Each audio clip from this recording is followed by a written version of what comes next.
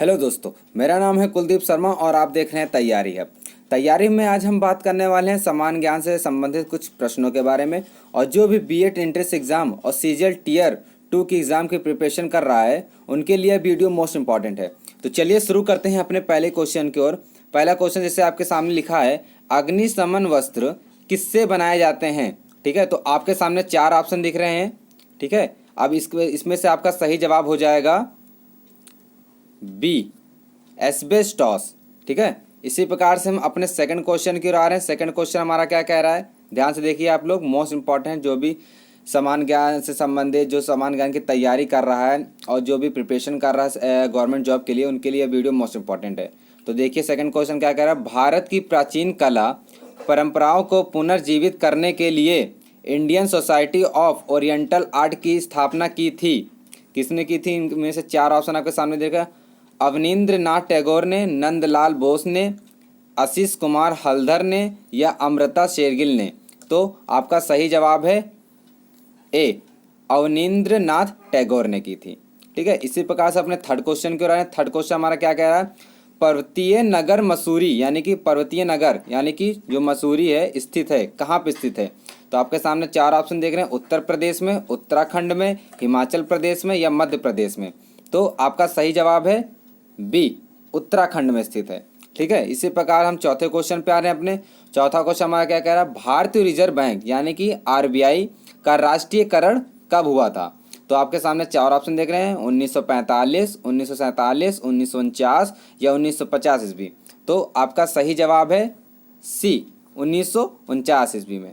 ठीक है, इसी प्रकार अपने पांचवें क्वेश्चन पे आ रहे हैं। पांचवा क्वेश्चन हमारा क्या कह रहा है, निम्नलिखित में से कौन सा ज्वालामुखी के उन 3 वर्गों में शामिल नहीं है जो उनके उद्भव की आवृत्ति के आधार पर वर्गीकृत किए गए हैं। तो आपके सामने 4 ऑप्शन देख रहे हैं, जागृत ज्वालामुखी, प्रसुप्त ज्वालामुखी, मृत ज्वालामुखी या यौगिक ज्वालामुखी। तो आपका सही जवाब है डी, यौगिक ज्वालामुखी। ठीक है, और इसी प्रकार छठे क्वेश्चन पे आ रहे हैं। छठा क्वेश्चन क्या कर रहा है हमारा, भारतीय रिजर्व बैंक की मुद्रा नीति का उद्देश्य नहीं है, यानी कि जो भारतीय रिजर्व बैंक की मुद्रा नीति का उद्देश्य नहीं है। तो आपके सामने 4 ऑप्शन दिख रहे हैं, ये देखिए 4 ऑप्शन आपके सामने, और इसमें से आपका सही जवाब है डी, सामाजिक न्याय सुनिश्चित करना। ठीक है, सामाजिक न्याय सुनिश्चित करना। इसी प्रकार से 7वें क्वेश्चन पे आ रहा है हमारा। 7वां क्वेश्चन हमारा क्या कह रहा है, अशोक का मानसेहरा तथा शाहबाजगढ़ी अभिलेख किस लिपि में है। तो आपके सामने 4 ऑप्शन देख रहे हैं, ब्राह्मी लिपि, खरोष्ट लिपि, अरमाइक लिपि या देवनागरी लिपि। तो आपका सही जवाब है बी, खरोष्ठी लिपि में। ठीक है, इसी प्रकार अपने 8वें क्वेश्चन पे आ रहे हैं, भारत में किस उद्योग में सर्वाधिक लोग कार्यरत हैं, यानी कि भारत के किस उद्योग में सबसे ज़्यादा लोग कार्य करते हैं। तो आपके सामने 4 ऑप्शन देख रहे हैं, जूट उद्योग, लौह इस्पात उद्योग में, कपड़ा उद्योग में या चीनी उद्योग में। तो आपका सही जवाब है सी, कपड़ा उद्योग में, यानी कि सबसे ज़्यादा जो काम लोग करते हैं वो कपड़ा उद्योग में करते हैं। ठीक है, इसी प्रकार से 9वें क्वेश्चन पे आ रहे हैं हम अपने। 9वां क्वेश्चन हमारा क्या कह रहा है, ध्यान से देखिए आप लोग, बनी ठनी किस चित्र शैली से संबंधित, जो बनी ठनी है किस चित्र शैली से संबंधित है। तो आपके सामने 4 ऑप्शन है, बूंदी शैली, किशनगढ़ शैली या चावंडी शैली या जयपुर शैली। तो आपका सही जवाब है बी, किशनगढ़ शैली से बनी है। ठीक है, बनी ठनी, बनी ठनी एक शैली है। ठीक है, इसी प्रकार से हमने 10वें क्वेश्चन पे आ रहे हैं, भारत का सबसे बड़ा खनिज तेल क्षेत्र है, यानी कि भारत का सबसे बड़ा खनिज तेल क्षेत्र कौन सा है। 4 ऑप्शन आपके सामने दिख रहे हैं, कावेरी बेसिन, कच्छ बेसिन, असोम क्षेत्र या मुंबई अपतट क्षेत्र। तो आपका सही जवाब है डी, मुंबई अपतट क्षेत्र। ठीक है, इसी प्रकार से अपने 11वें क्वेश्चन पे आना है। 11वां क्वेश्चन हमारा क्या कह रहा है, स्वतंत्र भारत का अंतिम गवर्नर जनरल कौन था, यानी कि स्वतंत्र भारत का जो अंतिम गवर्नर जनरल था वो कौन था। तो आपके सामने 4 ऑप्शन दिख रहे हैं, सी गोपालाचारी, डॉक्टर राजेंद्र प्रसाद या लॉर्ड माउंटबेटन या लॉर्ड कैनिंग। तो आपका सही जवाब है ए, सी राजगोपालाचारी। ठीक है, इसी प्रकार से हम अपने 12वें क्वेश्चन पे आ रहे हैं। 12वां क्वेश्चन का क्या कहना हमारा, कुल्लू घाटी किसके बीच स्थित है, जो कुल्लू घाटी है वो किसके बीच स्थित है। तो आपके सामने 4 ऑप्शन देखें, लद्दाख और पीर पंजाल, रंजोती और नाग टिब्बा या लेसेर हिमालय और शिवालिक या धौलाधार और पीर पंजाल। तो आपका सही जवाब है ए, लद्दाख और पीर पंजाल। ठीक है, इसी प्रकार से अपने 13वें क्वेश्चन पे आ रहे हैं। 13वां क्वेश्चन हमारा क्या कह रहा है, सोपान कृषि कहाँ की जाती है। जो सोपान कृषि होती है वो कहाँ की जाती है। तो आपके सामने 4 ऑप्शन देख रहे हैं, पहाड़ों के ढलान पर या शुष्क क्षेत्रों में, छतों पर या पहाड़ों की चोटी पर।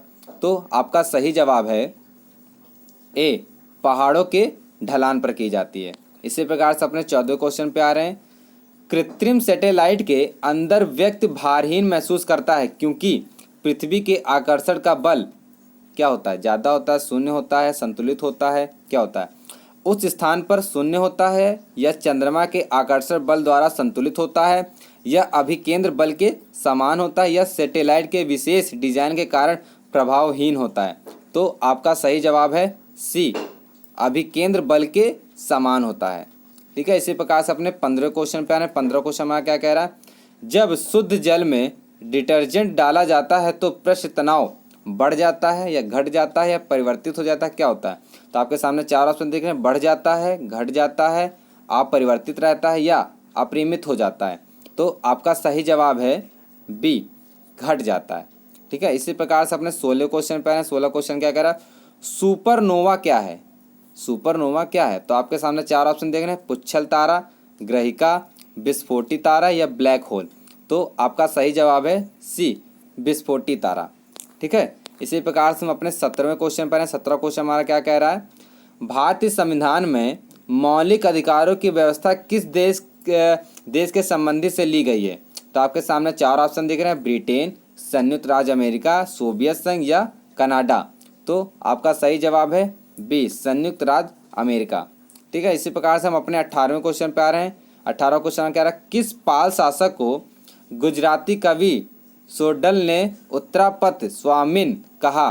तो आपके सामने 4 ऑप्शन देख रहे हैं, धर्मपाल, या गोपाल, या देवपाल, या इनमें से कोई नहीं। तो आपका सही जवाब है ए, धर्मपाल। ठीक है, इसी प्रकार से हम 19वें क्वेश्चन पे आ रहे हैं। 19वां क्वेश्चन हमारा क्या कह रहा है, निम्नलिखित में से किसकी उपस्थिति के कारण गिरगिट रंग बदलता है।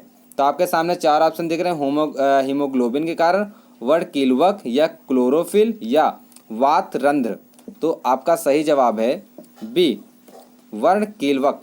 ठीक है, इसी प्रकार हम अपने 20वें क्वेश्चन पर हैं। 20वां क्वेश्चन हमारा क्या कह रहा है, आयोडीन की कमी के कारण क्या होता है। आयोडीन की कमी के कारण कौन सा रोग या क्या होता है। तो आपके सामने 4 ऑप्शन दिख रहा है, ऑटो अतिक्रियता यानी कि हाइपर थायरॉयडिज्म, या घेंघा, या मिजेट, या आखिरी है मधुमेह। तो आपका सही जवाब है बी, घेंघा रोग होता है आयोडीन की कमी से।